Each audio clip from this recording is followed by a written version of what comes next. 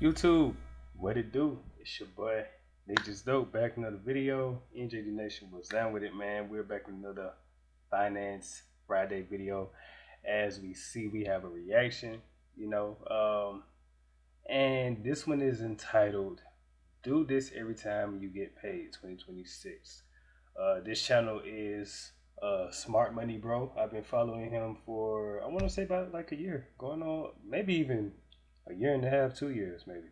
But yeah, I've been watching his videos, and these are some of the videos that I'll be watching as far as like learning how, or as I started my financial freedom journey, financial stability journey. He's one of the channels that I came across, and he gives a lot of great wisdom when it comes to properly being a good steward of your money and what God has given you. So yeah, man, we're gonna go ahead and check this out. Like I said, it's entitled "Do This Every Time You Get Paid." So this is basically like creating a payday routine. Every time you get paid, you feel me? Because well, he's gonna talk about that, man. So let's go and dive right into it.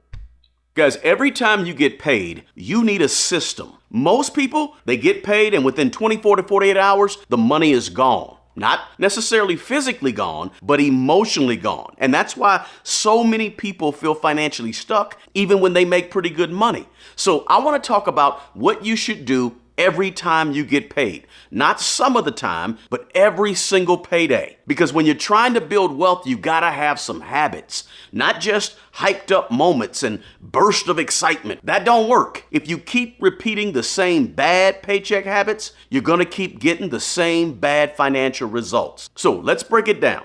The first thing you gotta do every single time you get paid is start with a budget. In fact, you need a budget before you get paid. So you know exactly what the money is supposed to be doing for you. And you control your money instead of your money controlling you. A budget is what I like to call your measuring stick, right? It's your guardrails that keeps you sort of in check. Listen, if you hear a YouTuber or a podcaster or somebody out there saying, don't do a budget, you need to change the channel. Listen, every time you get paid or you get money, your budget should already be waiting on your paycheck. Think about it like this. If you're a sports team and you got a big game coming up, you don't let the game start and then after the first few minutes you introduce a game plan for the team. No, that's not how you do it, right? You start with a plan before the game starts. You start with a budget before you get the paycheck, right? You got to tell your money what to do. You got to stop getting bullied by your bills. Your budget is going to provide you with organization that you need. And your budget is your priorities, which are important. And when you do a budget, you got to be sure that the first thing you do is make sure you put your essentials at the top. What are the essentials? Your housing, whether it's rent, mortgage, whatever it could be, utilities, food, transportation, insurance. Those are the stability categories, your safety nets. So you got to do that budget and put those essentials up there at the top. And listen to me carefully. Give every dollar a name. Give every single dollar that you're going to get in that paycheck, give it an assignment. That's what we call a zero-based budget. If you want to be better with your money, you have to stop operating your financial life off of randomness because money hates chaos, but money is attracted to organization, and that's what a budget does for you. This is structure. And once your budget is in place that you do with your income and your expenses that are listed with the most important essential things at the top, then we move on to the next thing that you should do. Real quick before you go to the next thing, yeah, man. And I've talked about budgeting on the channel before. I'm pretty sure if you guys have been following me as of recently, I started to make I started to like sprinkle financial videos and stuff like that for our Finance Friday videos when I did them. But one of them that I did was the 50-30-20 rule, basically a budget, to be able to structure, like you said, a keyword that he used before, structure your money and tell it what to do, put it on assignment. And I had heard about the 50-30-20 rule a couple of years back from one of my business partners, but I was so my mindset was still stuck in um, that that lack mentality, scarcity mentality mindset. That's where my mindset was. So I was worried about like, okay, well, if I do this, like, how am I going to pay my bills in the next paycheck? You know what I'm saying? Always worried about the bills, like you said, being controlled by my bills. You know what I'm saying? And so because of that, I always strayed away from it because I was always worried about not having enough um, for my expenses when I did start the budget. You know, um, but once I broke out of that mindset, I no longer feared bills. You know, bills were always going to be paid regardless because I started to, and he's going to dive into it next. This is the next point that he's about to go, that he's about to get into. But giving, you know, giving my 10% to God first, off top, off rip, like no matter what, that 10% is going to God first, no matter what. That's a non-negotiable, non non-negotiable. That's a non-negotiable, right? Like before I do anything now, when it comes to my paycheck, the first thing that I do that I make sure to do is give my 10% off top. I give it back to God. You know what I'm saying? That's how He asked for it, just 10%. We should give him back the whole paycheck. You know what I'm saying? But he just asked, hey, look, 10%. You know, and it's like from like what I learned about it is it's more than just about the money, but it's about the heart posture behind it, the intention behind it. You know, God gave to you. God gave you life. God gave you breath in your lungs. You know what I'm saying? He gives us grace and mercy every day that we don't deserve. So if he's providing me a paycheck, why wouldn't I give back? Why wouldn't I give my life to God? You know what I'm saying? I don't want to dive too deep into that, but hey, y'all, hey, if you know what I'm talking about, you know what I'm talking about. You know what I'm saying? If you came here for just money talk, I'm sorry. This is a faith based channel, so we gonna talk about God on this channel, bro. So if that ain't what you want, you might as well click off. but yeah, bro, like it's the same thing with our life with Christ. You know what I'm saying? Like God gave His life, Jesus gave His life for us. So why wouldn't I give my life back to Him? Why wouldn't I surrender to Him? You know what I'm saying? So yeah, like I said, I don't want to dive too deep into it, man. But you know, if you know, you know. If you stick around, you know. But yeah, let's go into the next point.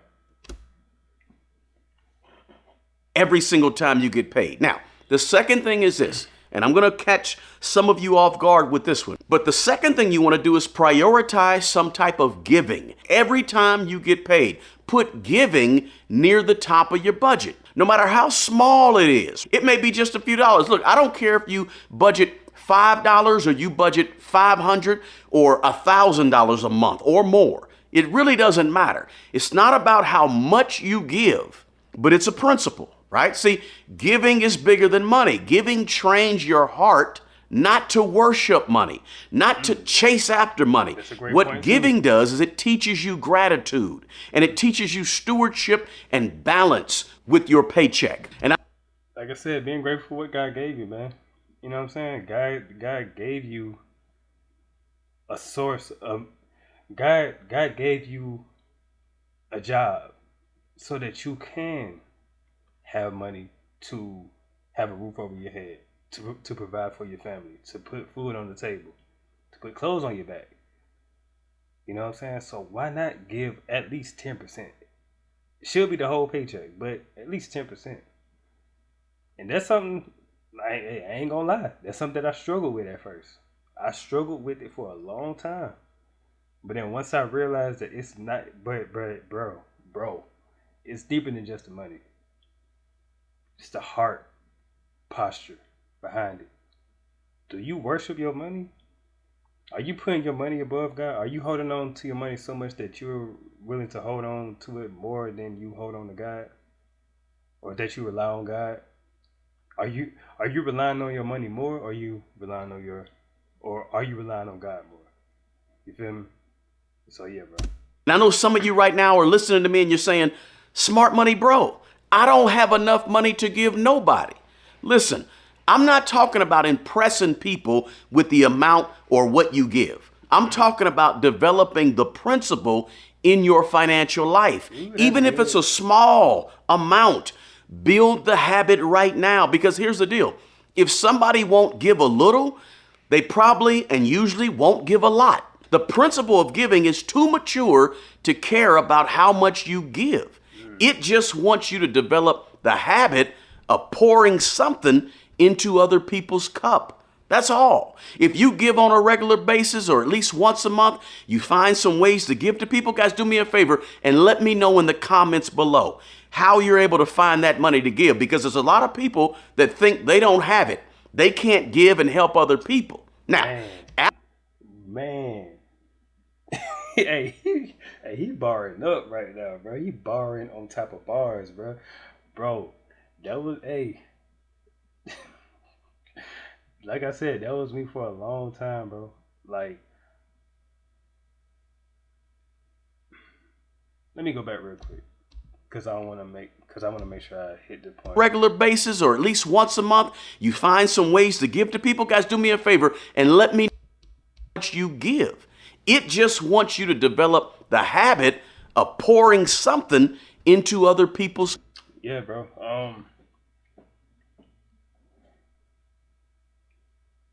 If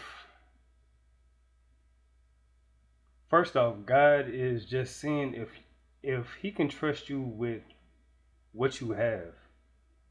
Are you going to be a good steward over what you have right now? And if what you have is not much, are you going to be a good steward over that? Are you still going to give 10%? And I keep going back to the 10% because, like it says, believers as followers of Christ, God says, hey, look, 10%. That's it. You know what I'm saying? That little 10%, you feel me? We should be giving more, right? But he said, hey, look, 10%. You know what I'm saying? And if, like I said, if what we have is little, are you still going to take little of what you have and still give little of that? You feel me? How can God trust you with more if He can't even trust you with less? If you're not even doing good with the little that you have. You know what I'm saying? I always think about lottery winners. I'm pretty sure I'm pretty sure we've heard like stories about how lottery winners go broke. You know, because it's not even just about like the heart or like the heart part. It's about like their habits. You know what I'm saying? Like if somebody that isn't financially literate, that doesn't have the discipline over their money, over what they have right now.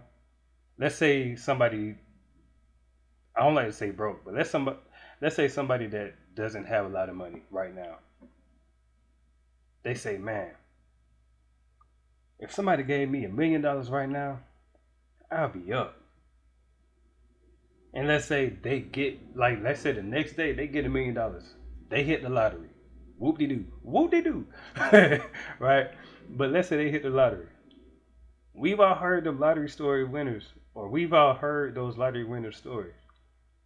They get it, and in less than, not even, I've even heard a year, they already done blew through their money. Because just because you get a lot of money after you being somebody that had nothing, once you get it, the mindset don't change along with the amount of money that you get. You still have the same mindset. You know what I'm saying? You still have that same mindset when you had little, because you had that mindset of scarcity, of lack. And so now that you have a lot, you're like, yo, I gotta do this, I gotta do that, I gotta buy this, I gotta buy that. And just like that, it's gone. You're still, and I hate to use this word, but you're still, bro, if you're a fool without money, once you get it, you're still gonna be that same fool with it. And as quick as you got it, as quick as it'll go. You know what I'm saying? So God is like, can I trust you with little? And then once you do acquire much, more than you could even fathom, he knows that he can trust you with that, because you're still gonna have that same mindset. You're gonna still have that same habit of giving 10%. You feel me? But let's keep going, bro. Let's keep it going. Cup. Find that money to give, because there's a lot of people that think they don't have it. They can't give and help other people. Now, after giving, here's the third thing that you need to do every single time you get paid. You have to account for the extra money. Let me explain that one. This right here is where a lot of people lose control. Every single time you get paid, you need to account for the extra money, or what I call the cushion, that's left over after you've paid all of your monthly expenses. Now, when you account for about how much you have left over after all your expenses are paid each month, you need to take that number, whether it's $200 left over or $1,200 left over or $2,000, and put that number near the top of your budget and pay it just like it's a bill that you're going to pay every single month, according to what we call, again, a zero-based budget, where all the money is spent on paper first. And then I want you to assign that cushion of money a role. Give it something to do. That role could be towards your savings. It could be towards paying off some bad debt. It could be extra money that you're putting towards investing, right? So you're giving that extra cushion of money a name and an assignment right there on your zero-based budget. Because here's what happens to a lot of people. They do everything else with their money, and then they use whatever's left over to just do whatever with. And that right there is where financial chaos lives, okay? In other words, you got to be intentional with all of the money. You got to tell all of your money where it's going. Not once your budget is organized and all that, but you got to put the extra money at the top and pay it like a bill, whatever you're trying to pay it towards. And that way it has an assignment too. Now, here's the fourth thing that you should do every time you get paid. Pay He about to get into it right yourself first. Now, look, I know people will say, well, that goes at the very top. It's a part of it, right? It's a part of the first steps to accomplish what you want to accomplish every time you get paid. But be sure that you pay yourself at least 3 to 5% to yourself. That's the very least, okay? Even while you're still getting out of debt. Then later, after you get out of your bad debt, after the bad debt's paid off, or after your emergency fund is fully funded for 5 or 6 months of your expenses, then you need to increase the amount that you're investing or you're paying yourself first. Look, whether your job offers a match or it doesn't offer a match, still pay yourself every time you get paid at least 3 to 5%. And again, we're going to increase that later, right? And let me tell you why, okay? Because the best person to take care of the old you is the young you. Listen to me carefully. I don't care what's going on in the economy. I don't care who's the president. I don't care what inflation is doing right now. You need to pay your rent or your mortgage 20 years from now, today. You need to pay for your food and your water and your shoes and your utilities and your transportation for 20 years from now, today, right? Pay it all today so that you don't have to be worried about those things in the future, because the future you is dependent on the present you. And the earlier you start to take care of the old you, the easier your future is going to become. Now, once you begin paying yourself first, here's the fifth thing that you must do every single time you get paid. Resist lifestyle inflation.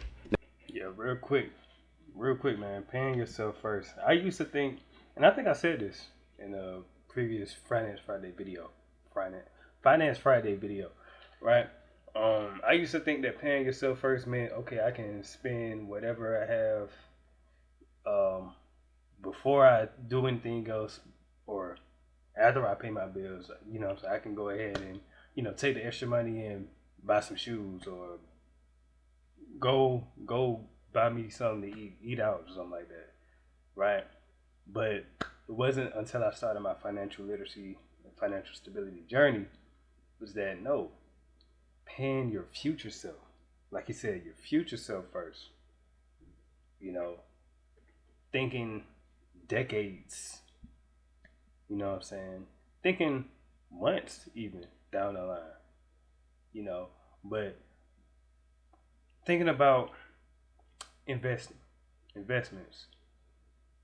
Open up a Roth IRA, a brokerage account, high yield savings account. Put it in savings. Putting money aside into an emergency fund for 3 to 6 months. I've even heard some people do 9 to 12 months. Hey, but making sure that you pay your future self first with your younger self right now. You know what I'm saying? So, yeah, that was definitely a great point as well too. Now, hey, this point right here, bro, lifestyle creep, lifestyle inflation is the reason why a lot of people stay in the hamster wheel. A lot of people, they have great paying jobs, but they're still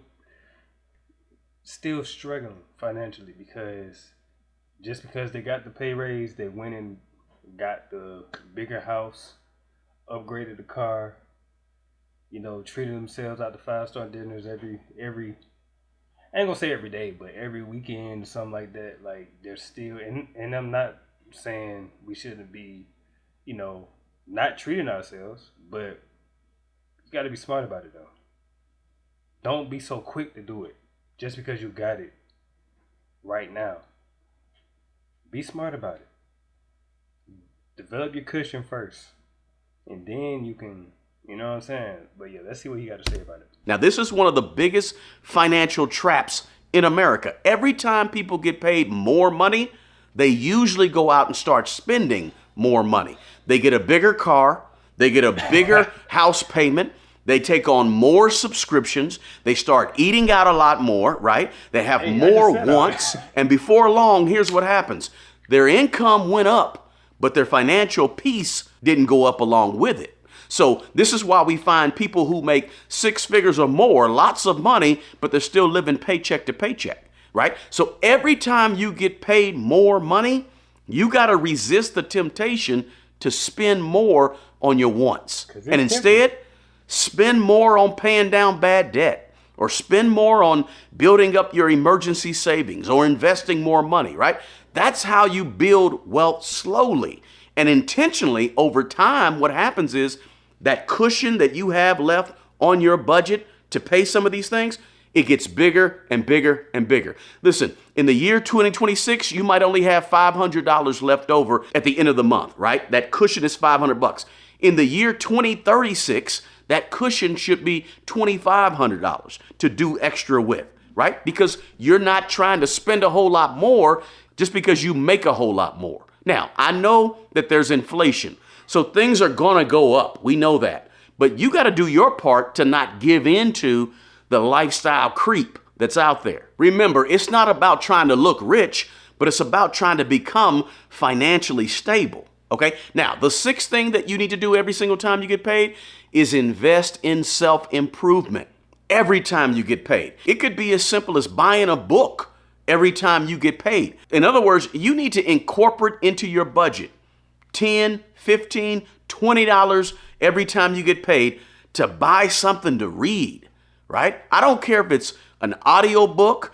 I don't care if it's a physical book, but every book that you need to learn about money can be found out there somewhere for $10, $15, $20. Look, that's the same price as a bowl at Chipotle or a foot-long Facts. Subway sandwich, right? Facts. 99.9% of people listening to me right now can't afford $10 or $15 every 2 weeks.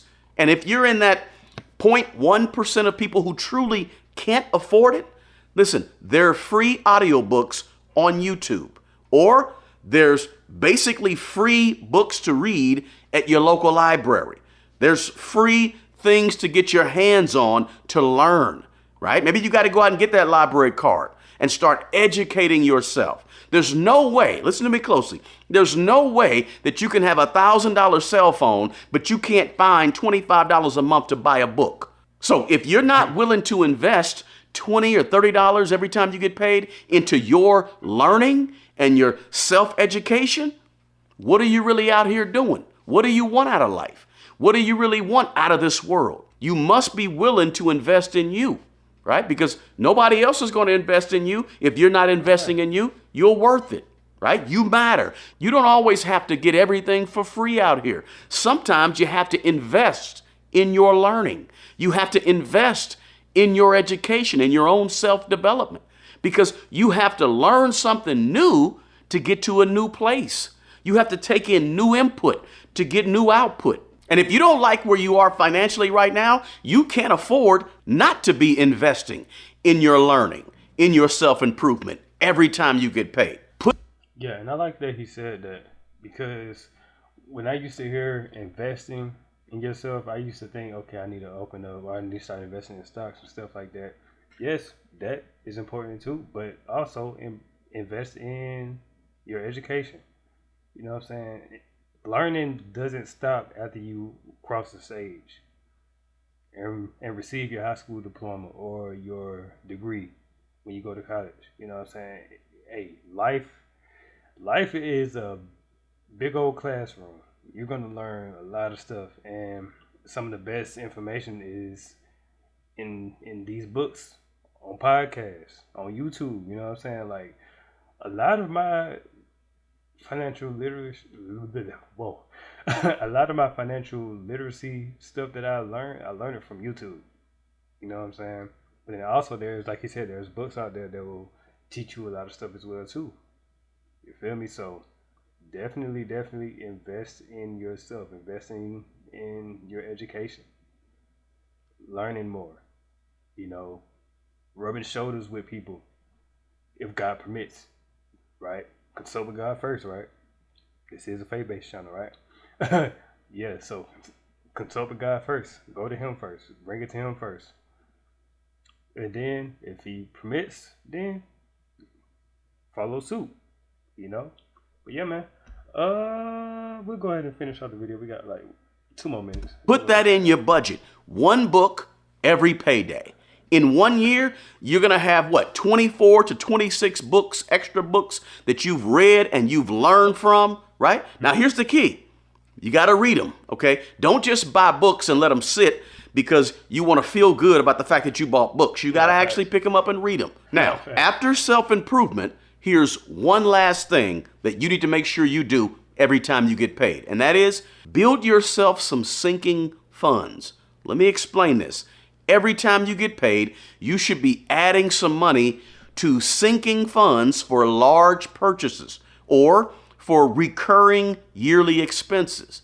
Because life is going to happen, right? Whether you're planning for it or not, there's going to be taxes, there's going to be homeowner association dues, Christmas gifts, birthday gifts. There's going to be insurance deductibles that have to be paid. Whatever it can be, there are recurring things and there are large items that you need to purchase. These are not considered emergencies. These are expected expenses. And financially organized people, they prepare for these things little by little over the course of a year. That's what sinking funds are all about. Planning ahead so that you can reduce your stress and create more stability for you to stand on when you're trying to build some wealth and trying to get better with your money. And that's really what this channel is all about, guys. Not hype, not trying to get you excited just to click on the video, not acting successful online, right? But just strictly structure and organization with your money, because that's going to go a long way. You got to be intentional with this thing. And that's how ordinary people can slowly but surely using a paycheck, build an extraordinary financial life over some time. Look, most financial stress, it don't come from the lack of income. It comes from the lack of structure with your personal finances. Listen, if you need help building a complete financial system for your life, that's exactly why I created the 4-Step Financial Reset. It's the first link in the description box below. And please feel free to join us over on Patreon. That link is going to be in the description box as well. If you got some value out of this video, do me a favor and let me know in the comments below. You can just say, I got value, and share this video with someone who you think probably needs to hear it, okay? Yeah, man. That's pretty much it. He has a lot of great videos, a lot of great content on his channel, man. We're gonna be checking them out a lot more. But this is just one that I just want to introduce you guys to. You feel me? Yeah, this was a system that I started following once I became financially aware of my situation, and I was like, yeah, God was like, hey, you need to do something about this. You know what I'm saying? I was like, okay, God, I got you. But just over time developing a system, and like I said, making sure that I take that 10% off first, and give it back to God first, and then after that, everything else trickles down, trickles down. Yeah, that's right. I said it right the first time. Right, but yeah, that's pretty much it. I don't want to make this video any longer. If y'all made it this far in the video, comment down below. Structure. You know what I'm saying? Like the video, subscribe if you're new. All that good stuff, man. And yeah, that's pretty much it. Hit the hype button if you got the option to. And yeah, with that being said, it's your boy Natejustdope signing out. Deuces.